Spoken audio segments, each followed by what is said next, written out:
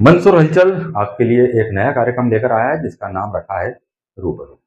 रूबरू के माध्यम से हम मंदसौर के हर उस व्यक्ति से मिलना चाहेंगे जो मंदसौर के विकास के लिए, मंदसौर की योजना को आगे बढ़ाने के लिए, मंदसौर के भविष्य के लिए कुछ विचार अपने दिमाग के अंदर रखता है।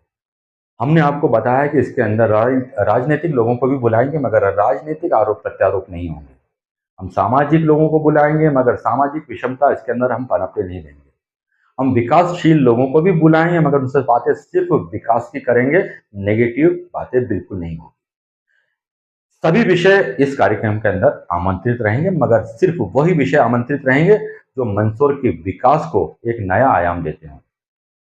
इस कार्यक्रम के पहले कड़ी के रूप में हमने मंदसौर के युवा नेता और अब चिंतक के रूप में जाने जाने वाले अंशुल बैरागी को बुलाकर उनसे बातचीत की। आइए देखते हैं ये विशेष कार्यक्रम रूबरू। नमस्कार, बहुत स्वागत आप सभी का डिजाइनर न्यूज हलचल के इस विशेष अंक के अंदर जिसका नाम हमने रखा है रूबरू। रूबरू के अंदर हम आपको ऐसी शख्सियत से मुलाकात करवाएंगे जो मंदसौर की जानी पहचानी होगी या फिर पर्दे के पीछे की वो शख्सियत होगी जो समाज सेवा के क्षेत्र में काम कर रही है। हमारा उद्देश्य ये है कि इन शख्सियतों को यहाँ पर हमारे स्टूडियो में बुलाकर उन मुद्दों पर चर्चा करें जिन मुद्दों पर हम शायद चर्चा नहीं कर पाते हैं या सोच नहीं पाते हैं। आज हमारे बीच में भाजपा के कई पदों पर रह चुके हैं, वर्तमान में जिला पंचायत सदस्य अंशुल बैरागी मौजूद हैं। अंशुल जी, बहुत बहुत स्वागत हमारे इस कार्यक्रम में। धन्यवाद। अंशुल जी, आज देश के अंदर बहुत सारे मुद्दे एक साथ चल रहे हैं और बात उठती है भारत की और हिंदुस्तान, इंडिया की और भारत की। दो समाज चल रहे हैं हमारे अंदर, एक पाश्चात्य संस्कृति को बिलोंग करता है और एक भारतीय संस्कृति बिलोंग करता है। इसलिए हम कहते हैं भारत और इंडिया। क्या सोचते हैं आप इस भारत और इंडिया के बारे में? कितना विभाजन है, इनको एक करने के लिए क्या प्रयास किए जा सकते हैं? निश्चित रूप से देखा जाए तो आपने जो प्रश्न किया है वो बहुत मायने वाला प्रश्न है। चूंकि भारतवर्ष में हम रहते हैं, भारत एक संवैधानिक देश है, प्रजातांत्रिक लोकतांत्रिक देश है, लेकिन इसके अंदर एक बड़ी खाई जो आपने बताई है वो निश्चित रूप से है। वो खाई ये है कि भारत एक संविधान से रूल होने वाला देश है, लेकिन फिर भी यहाँ पर गरीबों के लिए अलग संविधान है, अमीरों के लिए अलग संविधान है। अब आपको लगेगा कि भाई एक भारत में जब हम एक कानून से रूल हो रहे हैं तो यहाँ पर दो संविधान कैसे हो गया? इसके मैं आपको एक छोटा सा उदाहरण देता हूं। आप कहीं ट्रैफिक में जा रहे हैं, आप पत्रकार हैं, मैं नेता हूं, या और कोई अन्य आदमी है, विधायक सांसद हैं, उनकी गाड़ी को कभी भी चालन नहीं बनाया जाता है। लेकिन ठीक इसके विपरीत यदि कोई गरीब आदमी है और अगर उसने हेलमेट नहीं लगाया, सीट बेल्ट नहीं पहना या गाड़ी पे 3 जने बैठ गए तो उसका तुरंत चालान बन जाता है। अब आपने आपके पत्रकारिता जीवन में कई सारे लोगों को देखा होगा। मुझे एक बात बताइए, आज तक आपने किसी पुलिस अधिकारी का चालान बनते हुए देखा? मैं आपको कई सारी आश्चर्य की चीज बताता हूं। सरकारी वाहनों के आप फिटनेस चेक कराना, आज तक उनके फिटनेस नहीं मिलेंगे। सरकारी वाहनों के बीमे चेक करना कहीं पर नहीं है। आपके पास थाना प्रभारी, एसडीएम, कलेक्टर, कई सारे लोग गाड़ियों में आते रहते हैं। आप उनका सीट बेल्ट देखना, कोई ड्राइवर या अधिकारी अपना सीट बेल्ट नहीं लगाता है क्योंकि वो अपने आप को काली फिल्में लगी हुई है कि सरकारी गाड़ियों में काली फिल्में लगी हैं? बिना नंबर की गाड़ियां, काली फिल्में लगा रखी हैं, बिना नंबर की गाड़ियां पुलिस अधिकारी लोग काली फिल्म के अंदर कोई भी गाड़ी नहीं चला सकता, उसके बाद काली फिल्म लगा के अधिकारी वर्ग सबसे ज्यादा 100% घूम रहे हैं। अधिकारी इस देश में आज के समय अपने आप को राजा मान रहे हैं। उन्होंने इस देश को अपनी बपोती मान लिया है। क्योंकि जनप्रतिनिधियों को तो हर 5 साल में जाकर अपने जो है जनता के बीच में अपने आप को साबित करना पड़ता है, लेकिन अधिकारी कर्मचारियों की एक बार नियुक्ति होने के बाद उन्हें किसी भी परीक्षा से नहीं गुजरना पड़ता है। इसलिए देश की स्थितियों में उन्होंने इस देश को 2 भागों में बांट दिया है। आज कई सारी जगह देखो, आज जैसे अगर अपन बात करें राजस्व विभाग की, आप भी वकील हैं, आपको भी वकालत का पूरा ज्ञान है। राजस्व विभाग इस देश का सबसे भ्रष्टतम विभाग है। वहां पर फाइलों में आपको जो कराना है, जहां पर आप बोलते हैं कि मजिस्ट्रेट बनकर राजस्व विभाग के अधिकारी बैठते हैं, उनके नीचे ही उनका बाबू बैठकर पैसे इकट्ठे कर लेता है और उन्हीं पैसों से जो है अधिकारियों के घर का खाना खर्चा चलता है। अब आप ऐसी स्थितियों में कैसे उम्मीद कर सकते हैं कि एक गरीब किसान, जो छोटा किसान है, जिसके पास आर्थिक उन्नति के लिए केवल खेती के अलावा कोई व्यवसाय नहीं है, उसका भी शोषण होता है? अंशुल जी, बात काटूंगा मैं आपकी। सारी परिस्थितियों से आप अवगत हैं, क्या हो रहा है देश के अंदर, क्या नहीं हो रहा है, आप अवगत हैं। और ऐसे मैं सोचता हूँ बहुत सारे राजनेता जो राजनीति के अंदर अवगत हो गए, तो राजनीतिक पहल क्यों नहीं होती इस पर अंकुश लगाने के लिए? राजनीतिक पहल होती है, कमजोर पड़ जाती है? नहीं, पहल इसलिए नहीं होती कि जब इलेक्शन होते तो हम हमारा प्रतिनिधि चुनते हैं और प्रतिनिधि बहुत जोर शोर के साथ अपने मुद्दे उठाता है और मुद्दे उठाने के बाद उन विषयों पर बात करता है। लेकिन जब वो सिस्टम का अंग बनता है तो वापस उस सिस्टम के साथ ही घुल मिल जाता है और वही बंदी लेना, वही आर्थिक उन्नति करना। मैंने मेरी दृष्टि में कई बार सरकारें कई स्टेट में, मध्य देश में, भारत में बदलते हुए देखी। जिन लोगों की हैसियत नेता बनने से पहले साइकिल पर चलने की थी, आज वो स्कॉर्पियो लाते हैं। हम देखते हैं कई बार मजाक उड़ाते हैं सरपंचों की, जनपद सदस्यों की, जिला पंचायत सदस्यों की कि भैया आप सरपंच साहब जो है बन गए हैं, अब इनका मकान भी बन जाएगा और अब इनकी स्कॉर्पियो भी आ जाएगी। तो वो स्कॉर्पियो मकान जो आता है वो अधिकारियों के माध्यम से ही आता है, क्योंकि सिस्टम को अधिकारियों ने घेर लिया है। उनको पता है कि सरपंच साहब की नीड क्या है, विधायक जी की नीड क्या है। उन नीड को पूरा करने के लिए पूरे के पूरे सिस्टम को भ्रष्ट कर दिया जाता है और वो जो नेता है वो उस भ्रष्टाचार के दलदल में इतना फंस चुका है कि वो इन मुद्दों को कभी नहीं उठाता। आज मैं आप जैसे अगर आप मंदसौर जैसे शहर की बात करें, मंदसौर में परिवर्तन हुआ, माननीय यशपाल जी को चुनाव में जो है 2000 वोटों से हार मिली और विपिन जैन यहाँ पर विधायक बने। मैं आपके मंच के माध्यम से विपिन जैन जी से पूछना चाहता हूं कि उनकी उपलब्धि क्या है। शिमला नदी के ऊपर जो काम चल रहे हैं, वहां पर श्रमदान कर रहे हैं, उनका एक श्रेष्ठ कार्य है जिसकी मैं खुद बड़ाई करता हूं कि अच्छा काम कर रहे हैं। क्या उन्होंने मंदसौर शहर के अंदर प्राइवेट स्कूल जितने भी हैं जो किताबों का व्यवसाय करते हैं, ड्रेसों का व्यवसाय करते हैं, पेरेंट्स के ऊपर जो है अतिरिक्त भार उनने छोड़ रखा है और उनके खुद का एक विद्यालय का संचालन करते हैं, जबकि आरटीआई एक्ट 2009 के अंतर्गत स्पष्ट कहा गया है कि किसी भी टीचर को आपको सरकारी कर्मचारी के बराबर में आपको उनकी तनख्वाह देना है। क्या उनके विद्यालय में उन्होंने उनके टीचरों को सरकारी विद्यालय के बराबर तनख्वाह दी? क्या उन्होंने आरटीआई एक्ट का उनके विद्यालय में पालन किया? जब वो उनके विद्यालय में पालन कराएंगे तो मंदसौर शहर के अंदर भी पालन होगा।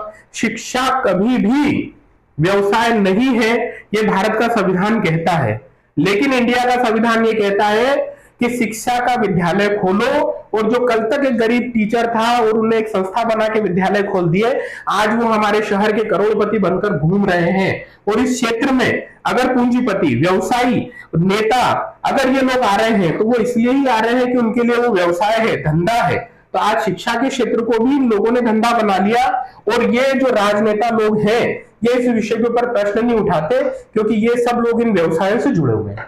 मैं आपसे ये बात कहना चाह रहा था, आपने जो कि विधायक जी के ऊपर अपना प्रश्न उठाया, मेरा यही कहना था कि आज भी भाजपा और भाजपा के कई आनुषंगिक संगठन है जिनके भी स्कूल चल रहे हैं, जिनके अन्य व्यवसाय भी चल रहे हैं। स्थितियां दोनों तरफ है कि दोनों ही मिलकर इस मुद्दे से हटना नहीं चाहते हैं और नहीं चाहते हैं कि इस प्रकार के परिवर्तन आए ताकि उनका नुकसान हो। तो क्या कहेंगे इस पर, क्योंकि ये कमियां दोनों तरफ से नहीं है।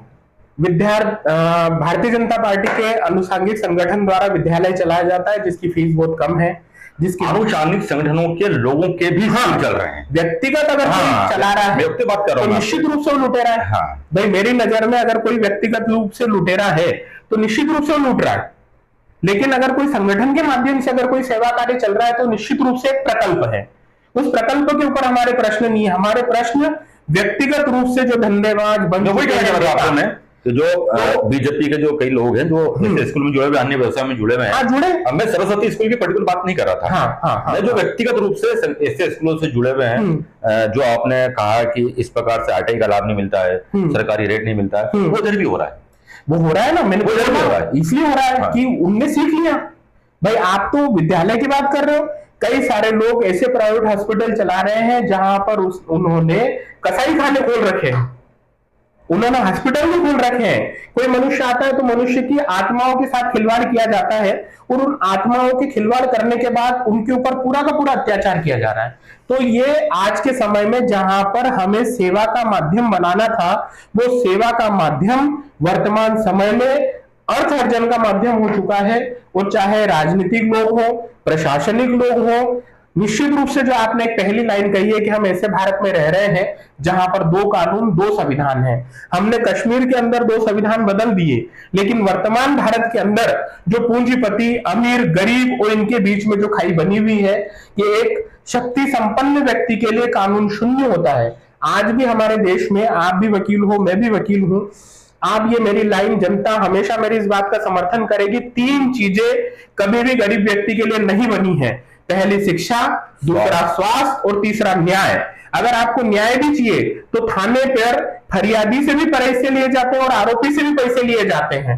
शिक्षा में भी अगर आप देखेंगे कि अगर आप अमीर हो तो आपके बच्चों को अच्छी शिक्षा मिल जाएगी, अगर आप गरीब हो तो आपको मजदूरी करना है। और स्वास्थ्य में केवल वही व्यक्ति जिंदा रहेगा जिसके जेब में माल है, अगर माल नहीं है तो वो जिंदा नहीं रहेगा। जबकि भारत के संविधान के आर्टिकल्स में मूलाधिकारों में इन तीनों चीजों की स्वतंत्रता दी गई है कि आपका अधिकार है कि राज्य से, सरकार से आप इन अधिकारों को प्राप्त करें। लेकिन वर्तमान समय में चूंकि व्यवस्थाएं पूंजी आधारित हो गई हैं, राजनीतिक लोग पूंजीपतियों की तरफ पीछे घूम रहे हैं, इसलिए मैं आज अभी हमारे शहर में एक बड़े उद्योगपति का जो है अंतिम समय आया। पूरे शहर के जितने भी बड़े उद्योगपति, व्यापारी और राजनीतिक के लोग थे वहां पर कर्मचारियों की तरह खड़े थे। उन नेताओं से मेरा प्रश्न है आज कि क्या आप कभी आपके छोटे गरीब कार्यकर्ता के यहाँ पर पिताजी माताजी शांत हुए और आप बैठने गए? नहीं गए, उनकी अंतिम यात्रा में नहीं गए। लेकिन पूंजीपतियों की गुलामी करना आज का राजनीतिक लोग अच्छी तरह से समझ रहे हैं और ये देश के लिए और समाज के लिए सही नहीं है।